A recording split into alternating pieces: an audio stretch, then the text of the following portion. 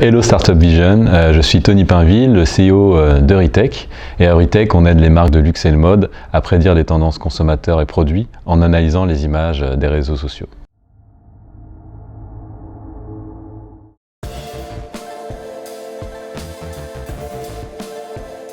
Bonjour Tony. Bonjour. Merci de nous accueillir chez Euritech. Avec plaisir. Bureau très sympa. Alors, on va commencer par un chiffre hallucinant. Plus de 100 millions d'images postées chaque jour sur Instagram. 3 achats sur 4 influencés par les réseaux sociaux. Finalement, là, les marques n'ont plus le choix. Donc Euritech, c'était la bonne idée. Effectivement, depuis quelques années, il y a eu un vrai changement dans le monde de la mode.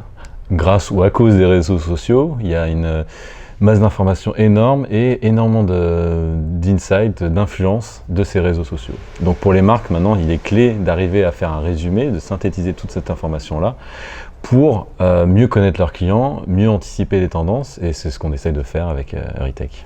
Donc apparemment, Euritech, oui, analyse les images. Si tu peux un peu parler de la technologie rapidement.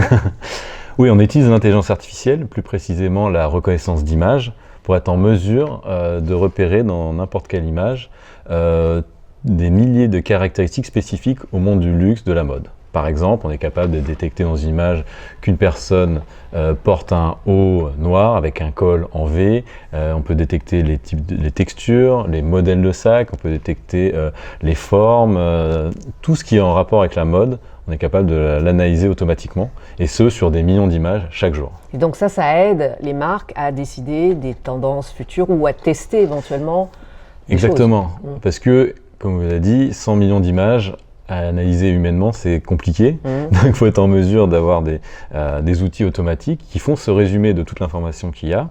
Et en fait, on se rend compte que, en fonction de qui porte quoi, on va pouvoir anticiper et prédire les tendances jusqu'à 1 an à l'avance. Donc on peut par exemple dire que la robe safran ceinturée va faire une croissance de plus 15% d'ici 1 an. C'est en super Europe. précis en fait. Voilà, Ouais. exactement. Et donc nous, en fait, ce qui est intéressant, c'est qu'il y a à la fois un mix de gens extrêmement techniques dans la partie intelligence artificielle, mais aussi des experts du monde de la mode pour justement aider la machine à reconnaître des éléments propres au secteur de la mode, pas juste reconnaître la jupe ou pour dire que la jupe va être tendance en été, être un peu plus précis que ça. Alors justement, ton associé et toi, vous avez un PhD, un doctorat en intelligence artificielle, machine learning. C'était quand même osé à 29 ans de tout lâcher, un job, un salaire donc, une vie, à 29 ans pour recommencer quelque chose dans la recherche finalement, dans l'intelligence artificielle, tout laisser tomber pour cette passion. Ouais, en fait, je voulais me donner un défi. Moi, j'avais appris beaucoup de choses dans mon ancien job, qui était vraiment un job dans le développement d'applications informatiques. Mais j'ai l'impression d'avoir fait le tour. Et moi, j'avais une passion au fond de moi autour de l'intelligence artificielle. Mais là, c'était intéressant parce que c'était en 2009 et on parlait peu de ça en fait. Enfin, très peu. Mais moi, c'était quelque chose qui m'intéressait. S'inspirer du cerveau humain, de fonctionnement du cerveau humain pour essayer de rendre des machines plus intelligentes. Le mystère qui entoure tout ça. Oui. Et donc, c'est vraiment, effectivement, j'ai tout lâché avec un petit moment de doute quand je me suis retrouvé dans ce labo de recherche à Jussieu. Mais je regrette vraiment pas parce que justement j'ai pu rencontrer Charles, mon associé, et puis avec mon directeur de thèse, j'ai pu faire vraiment pendant 3 ans expérimenter, chercher et apprendre vraiment ce que c'est l'intelligence artificielle. Et on est arrivé à un moment un peu charnière, clé, où est apparu ce qu'on appelle le deep learning, qui a été vraiment une révolution dans l'intelligence artificielle et qui a permis notamment dans la reconnaissance d'images de faire des progrès énormes et d'être maintenant plus précis que l'œil humain sur certaines tâches de catégorisation. Ouais, c'est extraordinaire. Alors, je dis bien sur certaines catégories, parce qu'on a l'impression qu'avec l'intelligence artificielle, ça va surpasser l'homme, alors que non, c'est sur des tâches très précises où on peut avoir des performances. On peut éduquer la machine finalement. Voilà, exactement. Et puis surtout, tu t'es rendu compte que tu avais une âme d'entrepreneur. Oui, en fait, le plus dur pour moi, ça a été effectivement de lâcher mon job, parce qu'il y avait, c'était un job qui était quand même vraiment bien payé, où j'avais une certaine liberté. Mais une fois que j'avais pris cette liberté de se dire « Ok, je vais recommencer à zéro, je fais ma thèse », finalement, monter une boîte après m'a paru peut-être plus simple. Je me suis dit, finalement, voilà, j'ai fini ma thèse, soit je continue en recherche, soit je reprends un job comme avant. Et c'était plus possible. Et vu qu'il y avait des opportunités énormes autour de l'intelligence artificielle, on a décidé avec Charles de se dire, on va faire le pont entre la recherche et le monde de l'entreprise que je connaissais un peu. Et on a créé Eurytech comme ça. Et vous avez alors sur Eurytech des marques, de superbes marques françaises. Hein. On peut en citer quelques-unes, pas toutes, mais disons Dior, Vuitton, Adidas. Voilà, et alors l'international, c'est aussi pour maintenant. Il y a les États-Unis et surtout aussi l'Asie. Ouais. En fait, déjà, nous actuellement, on fait plus de 60% de notre chiffre en dehors de France. Donc, ce qui est assez particulier, on est très fiers de ça. Donc c'est maintenant comment on fait pour accélérer ça. On a fait une deuxième levée de fonds de 4 millions d'euros il y a quelques mois pour justement commencer à ouvrir un bureau à New York et une antenne en Asie, à Singapour, pour continuer la croissance à l'international. Donc on a des clients effectivement beaucoup en Europe, en Asie et aux États-Unis. Alors, on a parfois l'impression, quand on voit Eurytech, que c'est vraiment fait que pour les grosses boîtes, les grosses marques. Est-ce que c'est le cas ou est-ce que... Actuellement, on a plus travaillé avec des grands groupes, justement. Alors, le premier groupe avec qui on a travaillé, c'est Louis Vuitton, qui nous a aidé à co-construire et qui sont à la pointe de l'innovation. Donc, c'est aussi pour ça qu'on s'est retrouvé à travailler avec eux. Mais on commence déjà à travailler avec des plus petites marques. Par exemple, Paco Rabanne Couture, donc qui est au sein d'un grand groupe, mais qui est une plus petite marque qu'on accompagne. Et là, on développe une solution qui sortira, qui sera plus dédiée aux plus petites marques. Donc ça, c'est dans les... C'est bien, c'est dans les tuyaux. Voilà, c'est dans les tuyaux. Une question un peu personnelle. On va revenir à l'IA et à l'intelligence artificielle.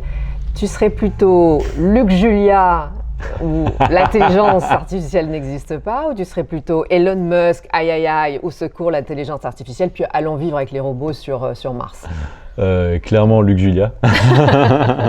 Je trouve son approche vraiment très intéressante et c'est vraiment quelqu'un qui a montré qu'on pouvait être chercheur et réussir vraiment dans différents sujets, avec tout ce qu'il a monté avec Siri, et c'était assez impressionnant.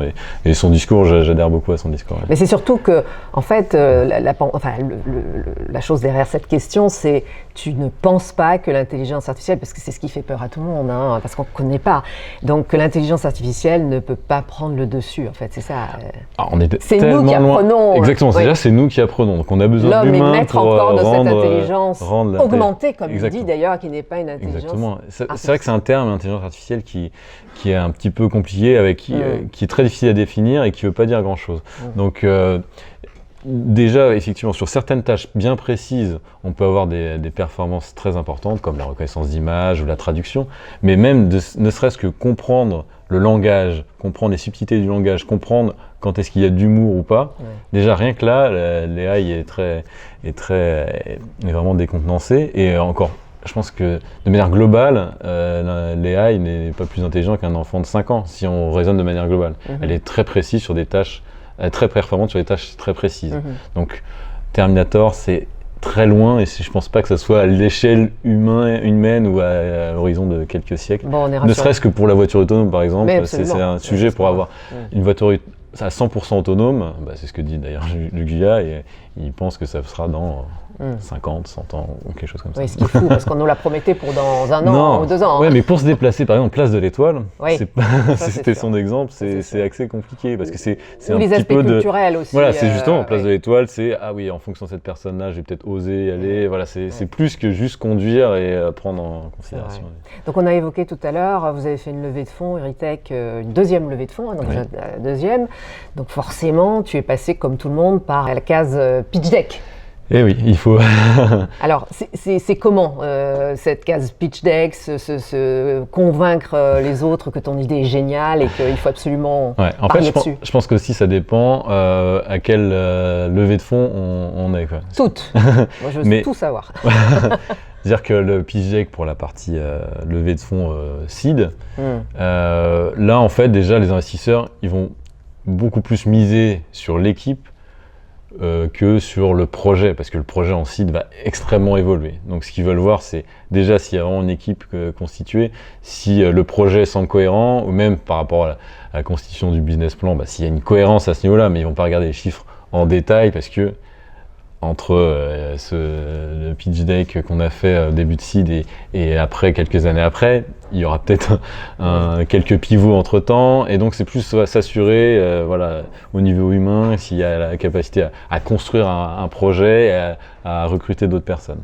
Après, plus on avance dans les levées de fonds, dans les séries A, là on va être plus drivé par les chiffres. Et donc là, effectivement, le business plan va prendre de plus en plus d'importance et on va regarder vraiment les métriques, voir la traction, voir la croissance, voir la perspective d'évolution et voir en fait aussi combien ça pourra être vendu. Est-ce que c'est une boîte qui peut être valorisée 1 milliard ou si c'est une boîte qui peut se faire un exit à 50 millions. Et en fonction de ça, d'ailleurs, c'est pas les mêmes investisseurs. Bien sûr. Donc voilà. Donc c'est vrai que sur la première levée de fonds, c'était un exercice qui était vraiment compliqué parce que faire un business plan quand on a un client, qu'on ne sait pas exactement ce qu'on va vendre, ça paraît un petit peu... C'est une grande souffrance. Voilà, c'est une grande souffrance. Il faut essayer de rendre quelque chose de cohérent. Mais bon, les investisseurs vont pas prendre au pied de la lettre les chiffres qu'on donne sur en seed. Après, en série A, effectivement, là, il y a d'autres métriques. C'est ah oui, la croissance est là, il y a tant de MRR. Et en série B, bon, là, c'est plus que des exercices financiers. Quoi. Et voir la perspective d'évolution. Et alors là, what's next pour Eurytech, pour Tony Nous, vraiment, là, on est focalisé sur la croissance internationale. En fait, on a la chance d'avoir une énorme traction commerciale, parce qu'on n'a pas de concurrence directe. C'est pour ça qu'on arrive à signer à l'international avec des grands groupes, même aux États-Unis, alors qu'on se dirait qu'aux États-Unis, voilà, il y a quand même quelques startups. Mais vu qu'on est vraiment à la combinaison d'une technologie extrêmement avancée et spécialisé dans un domaine précis autour de la mode, et donc on propose un produit complet. Il n'y a pas de concurrence directe actuellement, donc il faut profiter de cette opportunité-là pour grossir. Puis j'ai vaguement entendu aussi peut-être la beauté, non, un jour ? Exactement, donc pour l'instant on a commencé par le luxe avec Vuitton. En fait, on s'est rendu compte quand même en France, on avait quelques acteurs renommés, et on pouvait aller aux États-Unis sans justement être outsider. Quand on arrive aux États-Unis en disant qu'on travaille avec le groupe LVMH et qu'on est spécialisé dans les AI, ils ne peuvent pas nous regarder de haut. Donc forcément déjà que ça positionne la boîte. Ça positionne. Et c'est pour ça qu'on a choisi d'abord le luxe. Après, on a travaillé dans la sportswear, dans la mode, jusqu'à la mass market. Et ensuite, on a l'objectif de travailler dans la beauté et dans la décoration. Enfin, en fait, tout ce qui est autour du lifestyle. Du design et lifestyle, oui, exactement. Et en fait, en plus, c'est intéressant parce que les tendances de mode peuvent influer les tendances déco réciproquement. Exactement, oui. C'est un art de vivre. Exactement. Merci Tony de nous avoir merci. reçu. Merci.